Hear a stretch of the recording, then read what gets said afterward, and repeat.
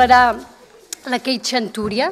Segurament molts de vosaltres heu llegit coses seves, inclús heu consultat el seu manual. Ella ha estat pionera en aplicar la cognitive remediation, és a dir, aquest tractament de rehabilitació cognitiva en malalts, en pacients amb anorèxia nerviosa. Té un manual publicat en el qual que també està en castellà, i té moltíssimes publicacions. La darrera publicació que té d'aquest any és una publicació de l'aplicació de la Cognitive Remediation en grup amb pacients amb trastorn alimentari. Ella té el doble perfil, igual que el Mateo. Per una part té un perfil de psicòleg clínic que treballa amb els pacients en l'hospital, en el Mausley, i per altra part té el perfil de docent que està en el King's College. Ells m'han recordat que estan tots dos en la universitat, però cadascú està en un departament diferent. És un plaer per nosaltres que ells dos estiguin aquí, que hagin acceptat poder venir a compartir aquest espai amb nosaltres. Good morning, everybody. First of all, many thanks for conference organizers for this wonderful meeting. I learned a lot from previous talks, and also our president was doing excellent cognitive remediation restructuring with me a minute ago, because I started to worry about time. But she said, you are in Barcelona, just relax, enjoy, and this is the main thing, and worry about the time later on. So I'm afraid to say we will be a little bit over the time, but I hope some of the things I will be telling you about might interest you. First of all, I would like to see hands. How many of you work in the field of eating disorders? Okay, just a couple of people. Then I think I have prepared the right pitch.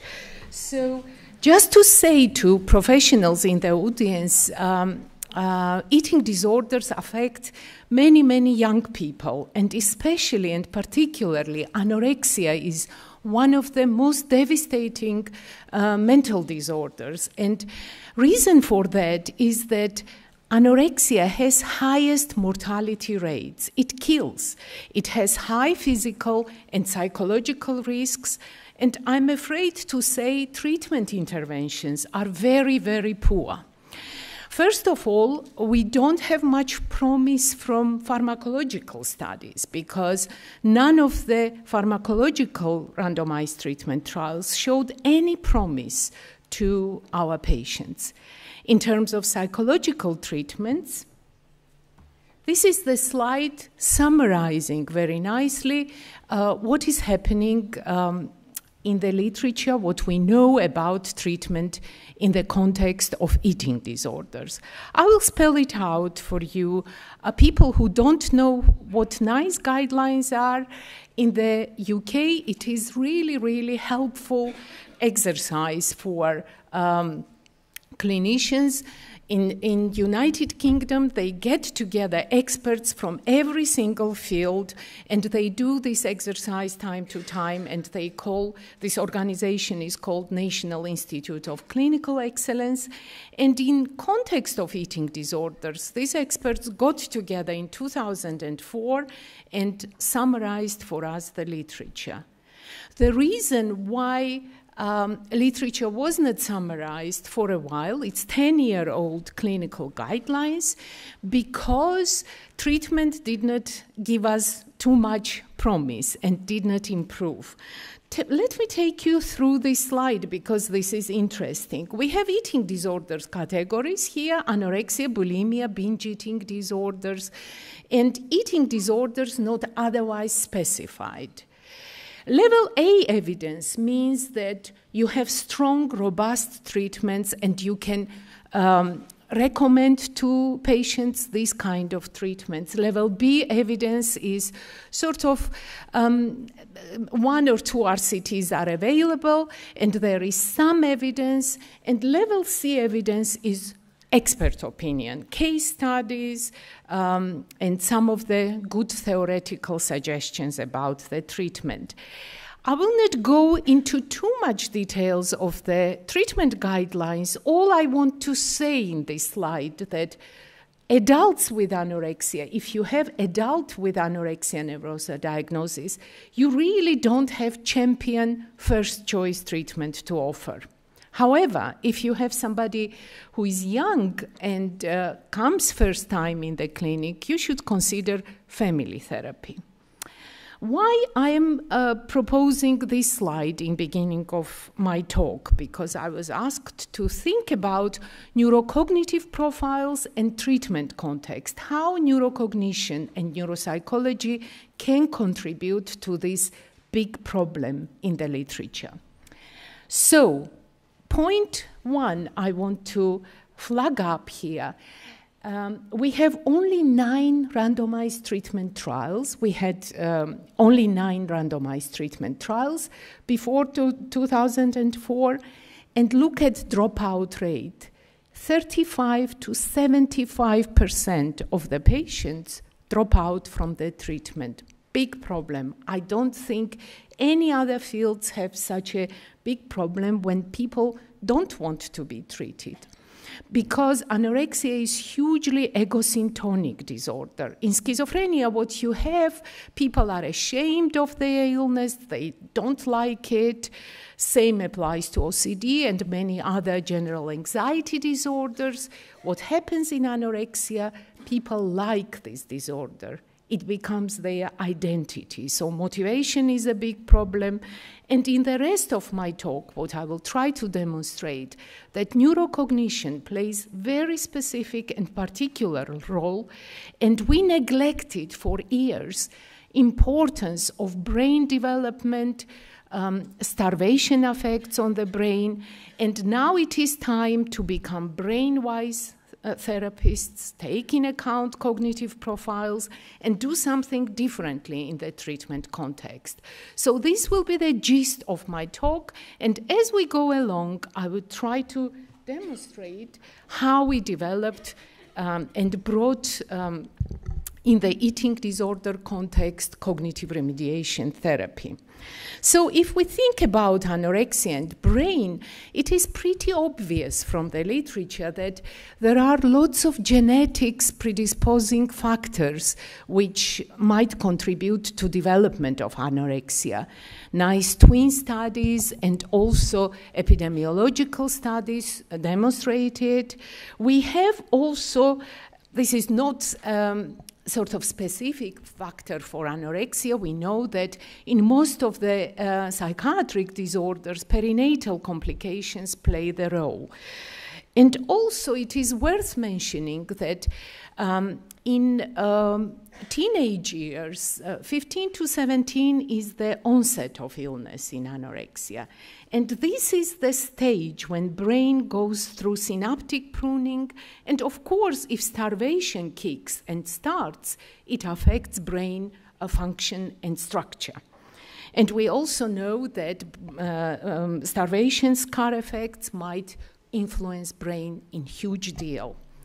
So at Maudsley, we have one of the largest national eating disorder centers in the country.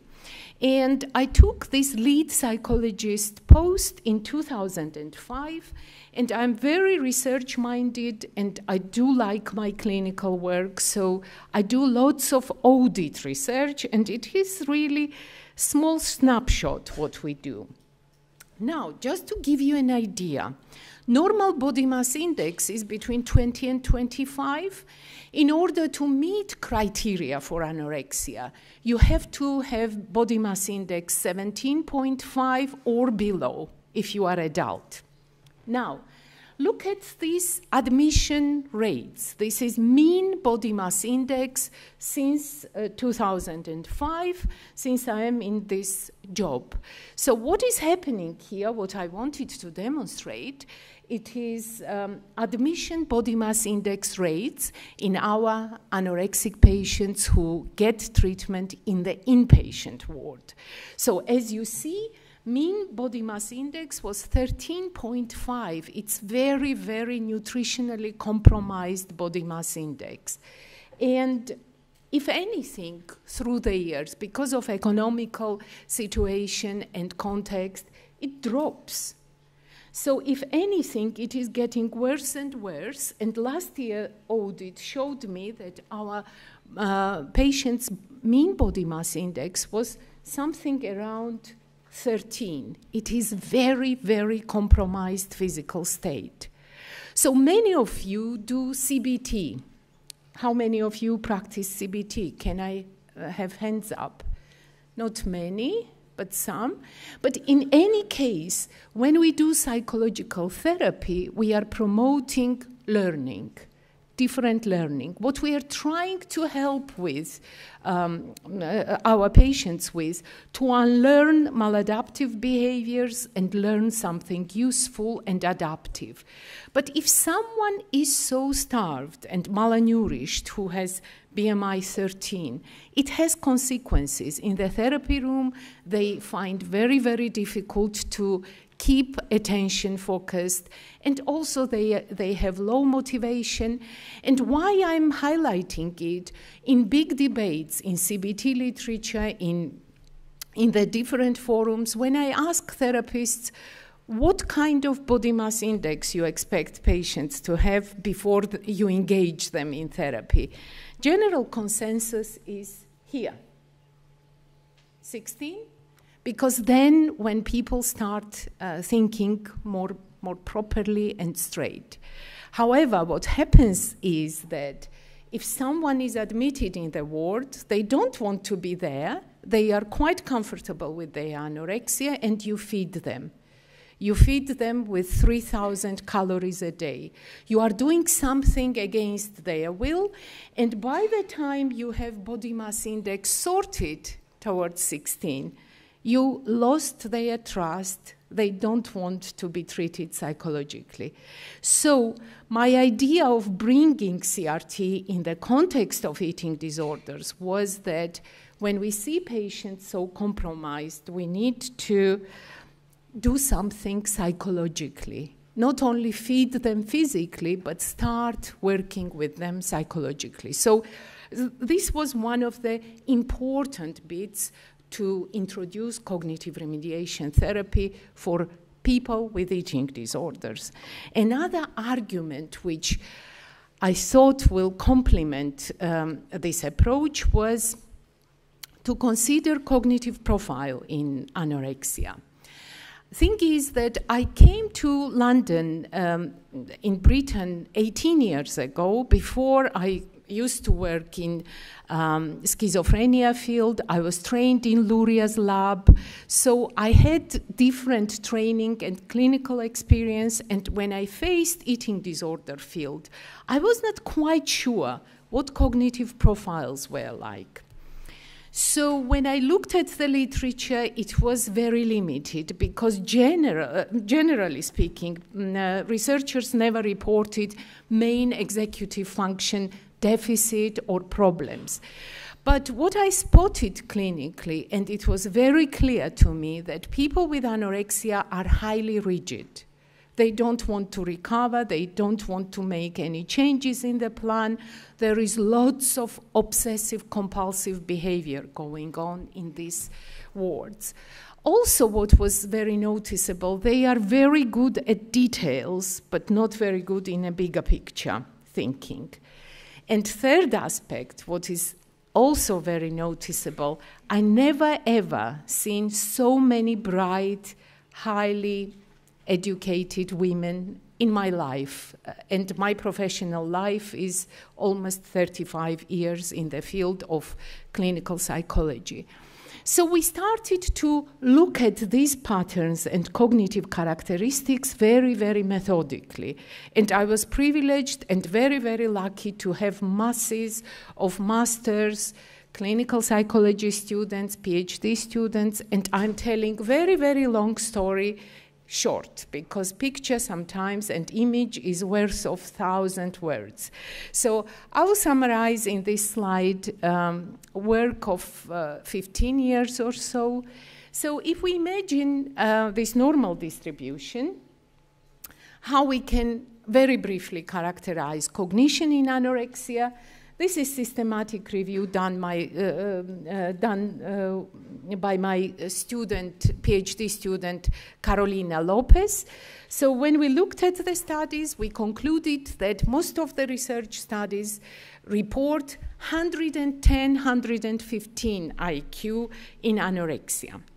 However, what we also were convinced with our large databases and systematic reviews, that people with anorexia struggle with set-shifting tasks, which taps very nicely into flexibility. And Matteo showed Wisconsin card sorting task, which could be one of the examples of set-shifting paradigm.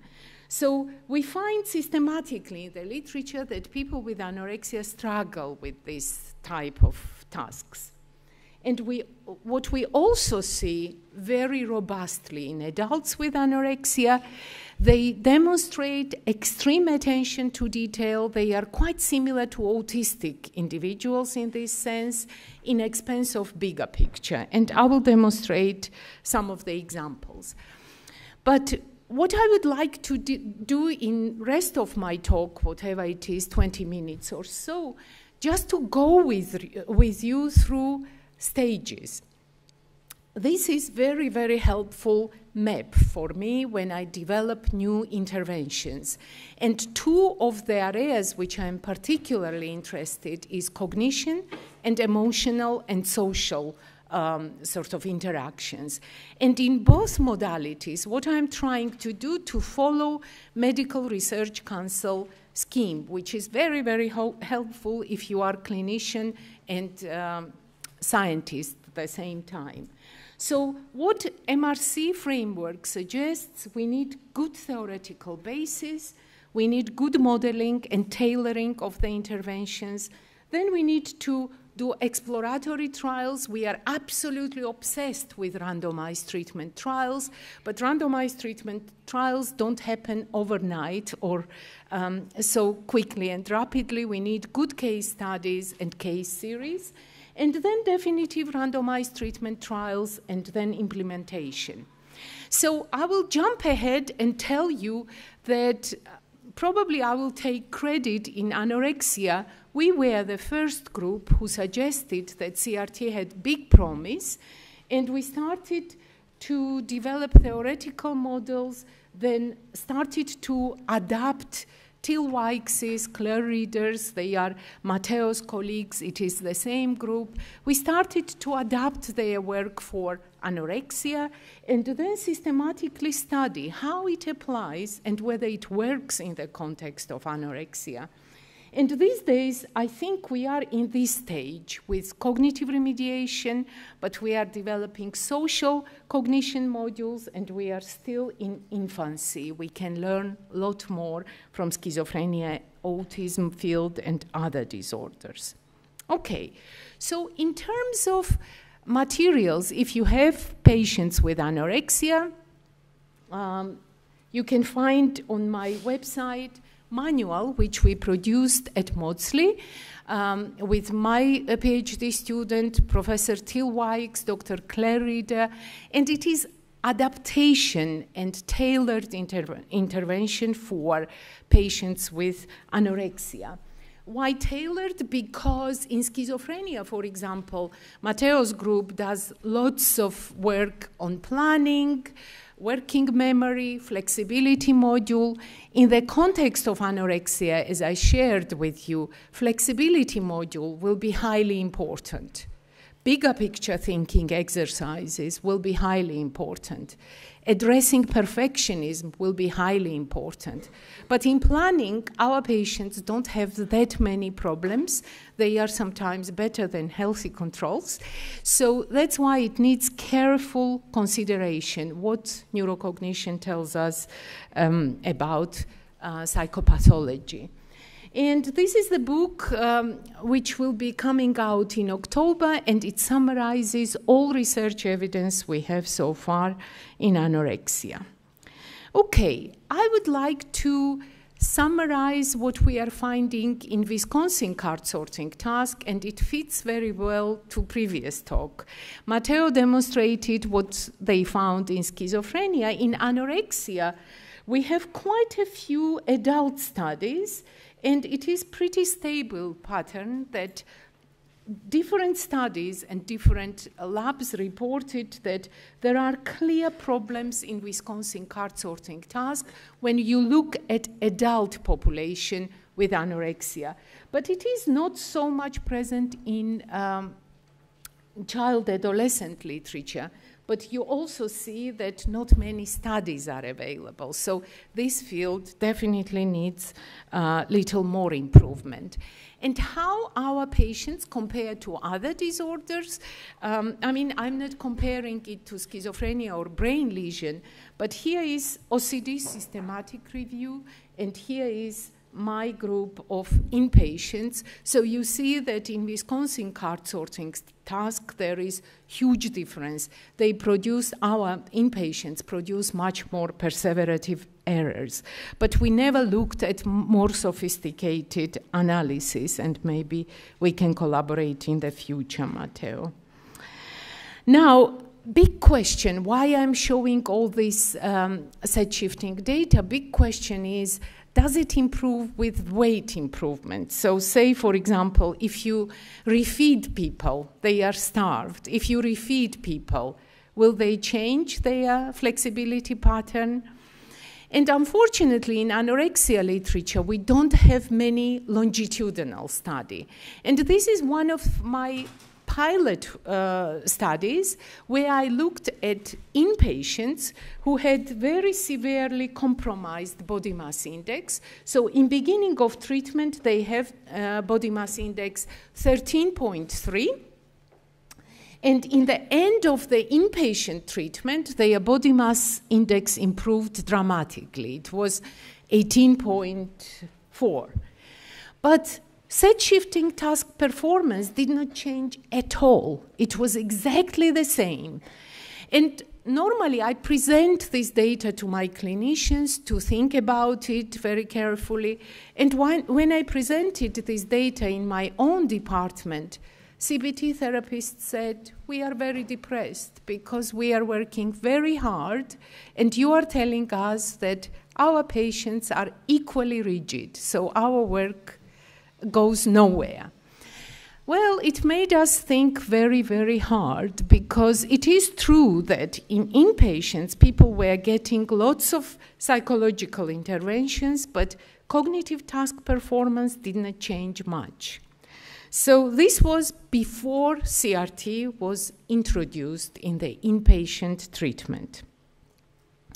Well, after seeing schizophrenia work, and Matteo already beautifully summarized this impressive work, we took some of the exercises which Tilwikes and Claire Reader were using in their work with patients with schizophrenia. It's lots of wonderful, very clever exercises, for example, visual illusion tasks. And if someone is very rigid in their thinking, it is quite a good idea to give them very specific materials to practice alternative ways of thinking and seeing different images in the same sort of picture. And it is very engaging when we work with the patients with anorexia because a lot of the times therapists talk about body, about eating disorder symptomatology, and CRT suddenly opens thinking about thinking strategies, and it is very different from every other psychotherapeutic modalities they are exposed to. This is, for example, image which recently one of my patients found, and she was playing with us game, can you guess what it is? And it is not very simple image to see. So some of you who don't see except parrot anything, it is woman as well as parrot, and we can sort of see it later on after the talk. So these visual illusions are very, very helpful exercise in the flexibility module. I will skip that. We developed additional tasks based on the Stroop material, where we ask people to read labels and then switch to the objects and other way around.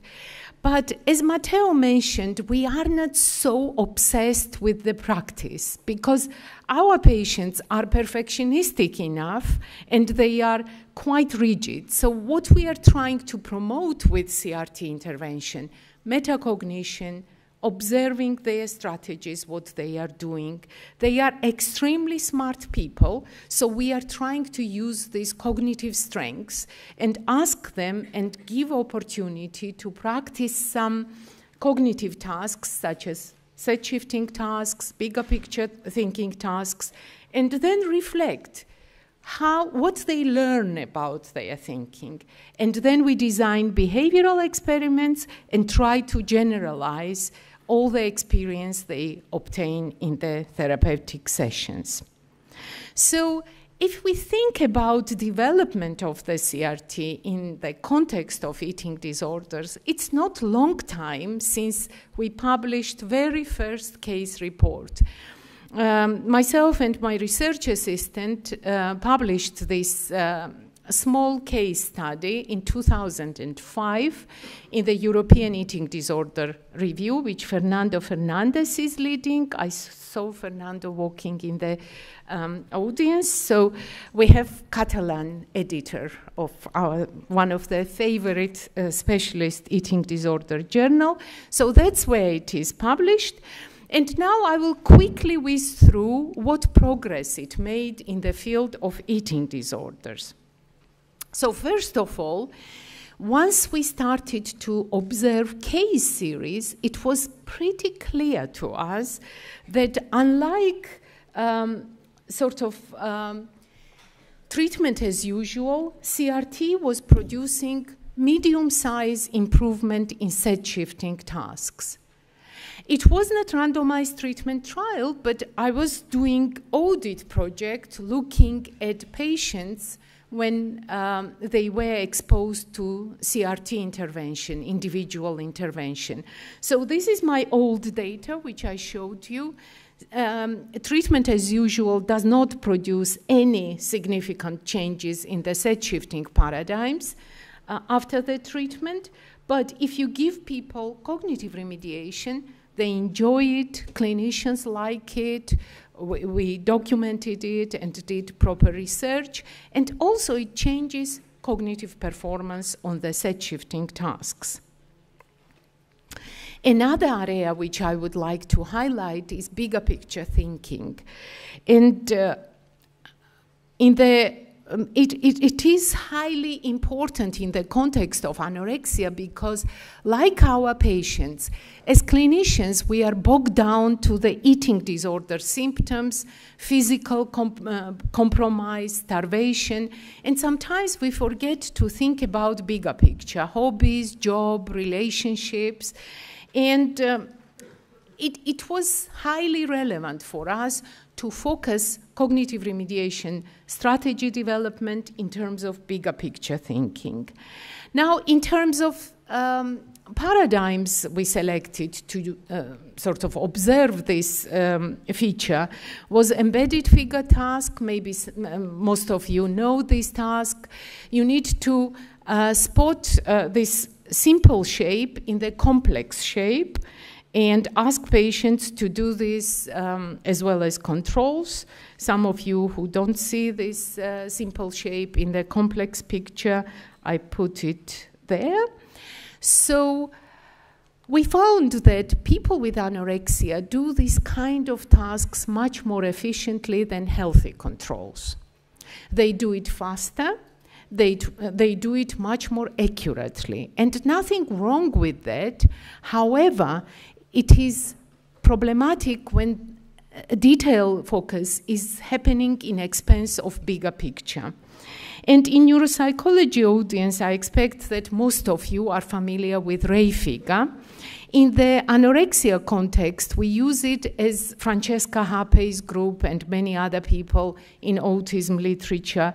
What we are trying to pay particular attention, whether people are going for big chunks of the information to reproduce the figure or do this very detailed piecemeal processing. And this is typical strategy for anorexia nervosa patients.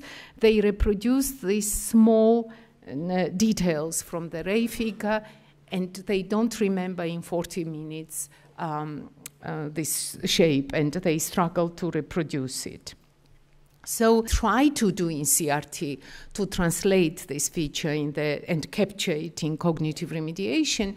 We ask patients to come up with catchy title of the big text. We ask them to bullet point letter in the small messages, and we do lots of complex pictures. And just to give you a flavor what we see on the sessions, this is busy Piccadilly Circus. And what patient and therapist do when we present this picture, both of them need to produce description of Piccadilly Circus. On the left-hand side, you see what typically therapists do when they see this complex picture. And this is very typical example what patients do.